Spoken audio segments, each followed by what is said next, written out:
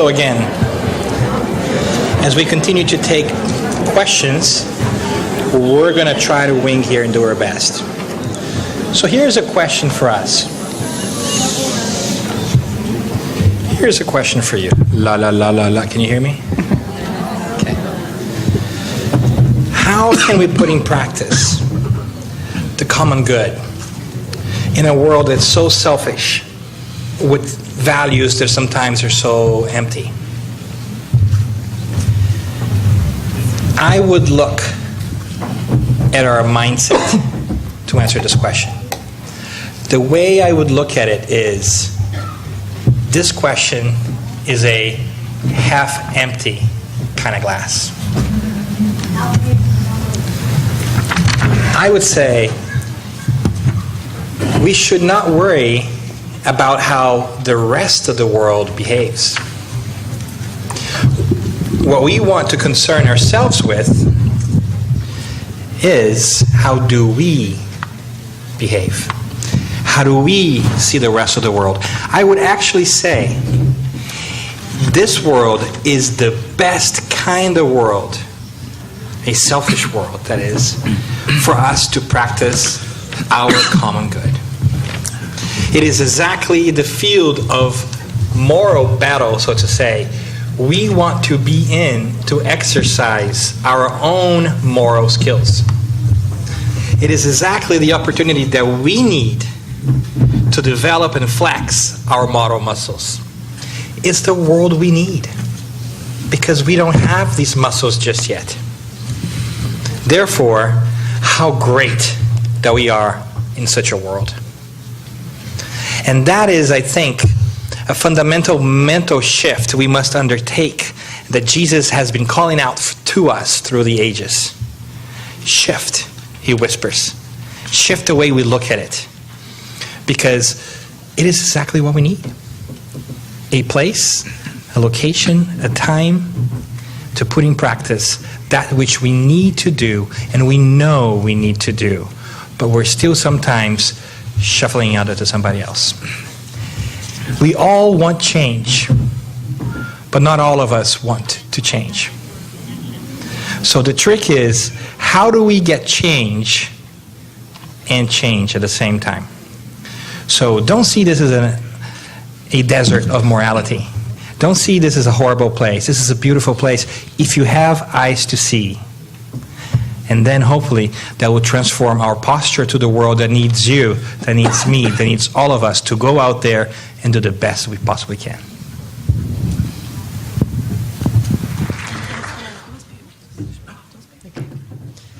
So another question in Portuguese, I'll translate. This person is curious to know about the volunteer works in the Spiritist movement in the United States, and is asking about if there is visitation to homes, hospitals, and orphanages, and if there is this type of service, social promotion within the Spiritist Center in the United States. Well, yes and no. It's a little different. I would say we live in a different society with different certainly different needs than our society in Brazil, for instance. However, yes, there is a number of centers who are engaged in this type of work. I kind of chose to answer this question because sometimes I think and I see, and it's just a perception, that a lot of Spiritist centers here in the United States, because we follow the models from Brazil, try to some extent, are highly concerned with this aspect of social promotion, and as we have very strongly done in Brazil. And we have to realize that within our Spiritist Center here, the majority of the Spiritist Center are made by still Brazilians, whether our Spiritist Centers only speak English or not, still the majority is Brazilians who come from Brazil and who are in deep need of assistance. And so as important as it is to reach out to society, there is a society right there within our Spiritist Center who needs to be embraced, who feels homeless many times, who feels disengaged and lost. So whether your Spiritist Center has a structured type of work or not, we can always implement this type of consciousness that it's not only the material needs that need to be attended, but the level of loneliness and desire to belong and to find a spiritual family is very deep. So we can be also and should be paying attention, because we can reach outside of the Spiritist Center, and in the meantime, people come in and go out without being seen many times and without being attended in their spiritual needs. So yes, we have it, not in the same proportion due to the difference in our society right here. If you want to do a volunteer work, you cannot just walk into a hospital and say, I'm going to go into the rooms. I work in hospital. There's departments. You have to take courses. There's a number of requirements. But it's possible, and there are a number of centers who do. Here in Miami, we have Bezerra de Menezes with the food pantry, who actually helps feeding many families. And Maggie Rodriguez is here. If anyone wants to contribute to the food pantry of Bezerra de Menezes, they're always asking for some contributions. That's it.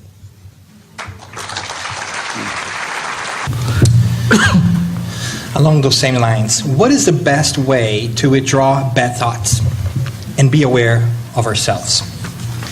It's a perfect segue, I think, to what Haroldo was saying. First is to shine the light on them, to move them from the basement of our consciousness, as the Spirit Joanna de Angelis describes in the Self-Enlightenment book, which is a fantastic book for us to read in English, that deals with the search for understanding of our psyche.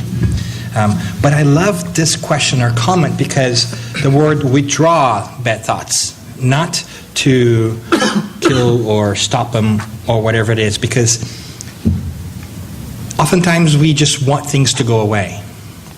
But to really make that so, as Haroldo was saying, it's necessary for us to shed some light in it and understand why they are there in the first place. And then do what Kardec suggests. Replace a bad thought or an inclination with a good one. So first we want to know where they come from, so we might understand, are they ours? Are they not ours? What is the cause, regardless of where they come from, that if they're finding root in us? What is it that we need to work on? And then we can work on that.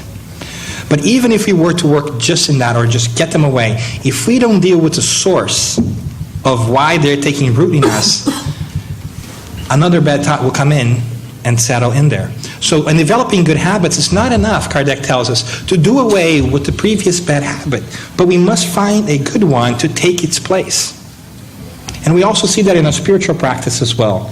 It's not about just removing the spiritual influences, it's really making sure that there's no more way for spiritual influences to take hold on us, or another one will come and plug right in. So it's very important for us to do that. And being aware, it is the necessary and fundamental step. And what a beautiful step that is. It is, again, the prodigal son that I like so much from a psychic perspective, because it is about our journey, not only physical but mental. If it has taken us so much time to develop these habits that are sometimes in our conscious in our basement, it will take an equal, perhaps a little bit less amount of time, but it's still a very long one for us to develop the good thought processes back. So let's start today. I mean, it's going to happen. We're bound for happiness, so why delay it? Why don't we start today? If you have to do it today. And then hopefully we'll be able to transform these not so great thoughts or inclination or habits, because it might start as a thought, but it might develop into a habit. Aristotle told us, we are what we habitually do. Excellence, therefore, is not an act, but a habit. So be excellent. Go out there, practice being excellent. And as a not so learned poet would say, and I added a poet piece, be awesome. I'm not meant to be perfect just yet, but I could be awesome. right? Go out there and be awesome. We're kind of in sync here. We should take the show on the road. I have another great question here that kind of feeds off this very same self-learning process, which is a pretty powerful one. And the question goes, if there are no jumps on the evolution of the spirit, and also considering the sentence, change your life, change your mind, change your life, the question then is, how do we get to the process of the point of wanting to change? And I wish I had a prescribed answer for you, but it's an individual process because our psyche is very complex and each one has different inheritance and experiences from before, from many lifetimes, that it's really hard for anybody else to understand but you. So I want to piggyback on what Haroldo was saying, which is the need for reflection. Every healthy practice and study, basically, if you want to, can be somewhat combined to three different parts, which is the study of whatever it is that you want to do, the practice of whatever it is that you're trying to do, and the reflection on how are you doing. So if you do a study, practice, and reflection, and you're always considering that in mind, it will become easier for you to arrive. The challenge, however, is what Haroldo described, which is we don't often do enough reflection around ourselves. Partially because we have some psychological mechanisms, also explained by Joanna de Angelis in the book that I mentioned, that prevent us from looking inside because we don't want to see what we know is there. We don't want to oftentimes find out what's really in there we kind of know, so we look away. It's easier for us to look into the physical world, the things that are palpable, than into the invisible and more emotional world. But it's needed nevertheless. And I'm reminded of a beautiful psalm, and I don't remember what number it is, but it's a beautiful psalm that speaks a little bit to what Haroldo was saying with the need to stop. And it's really touched me when I first read it. I was actually taking a stroll out of the Yogananda campus in Los Angeles, and they have different parts of different religions represented. In the Christianity piece, there was a psalm there, and it said, "Be still and know that I am God." Be still and know that I am God. That is a necessary step for us. We must be still. We must quiet the influence of our outwardly thoughts. Come and withdraw to ourselves and know that God is supporting us and feeling that connection to the divine, and then taking a non-judgmental look within ourselves and finding out, why is it that I do not want to change? If I want to do this but I'm not able to, what is bothering me? What is along my way? There's got to be an answer, right? Am I afraid of it? Am I just more comfortable the way it is? Do I just want to believe I want to change? I don't have an answer for you, but you will if you are still and trust in God. But you must practice, study, and reflect. This is the shortest question I've ever gotten. It's one word, which is kind of cool, but kind of not. It says, autism? Question mark. And it is a great question, especially as we talk about health and illnesses and everything else. And I'm first reminded of the beauty and the clear and concise logic of Kardec and also the good spirits when they are talking about causes and consequences in the Spirit's book. And they say something which is extremely obvious but extremely learned and enlightened at the same time. And they say, every effect has a cause. And every cause comes necessarily before the effect. So search for the causes of all the effects, and you will find some answers. They go further. If the cause to the effect that you're looking at, I'm now paraphrasing, is not from this life, then it must necessarily be from a previous life, because every cause precedes an effect. So autism, like many other conditions that we find here that sometimes come from birth, clearly don't have their cause in this life. They must necessarily have a cause in a previous life. And that's the beauty of Spiritism, allowing us to expand our view of the world and the cosmos to see ourselves as the process of many lifetimes over and over again. That's very powerful, because it changes the way we see things. And once we have the perspective, as Haroldo was saying, our look into the world, our cosmology of how we see the world and the things around us changes completely, because when we take that road, and you can change autism for any other congenital diseases or so forth, you no longer see that person as oh, poor you. We see them as, wow, they are in the process of redemption. What a blessing that they are now in the machinations of their improvement. Because that is a different task. And if we believe in God, which we do, I hope, we will also believe in His immense wisdom and justice, and be reminded that He will never give us a task that is beyond our limits. And so we must also necessarily look at those who are challenged, whatever condition they might face, and say, these people are at least equal to that task. They have earned their spiritual stripes to be able to successfully navigate the challenges that they face. Inherently is it in them. And in that manner, they are winners.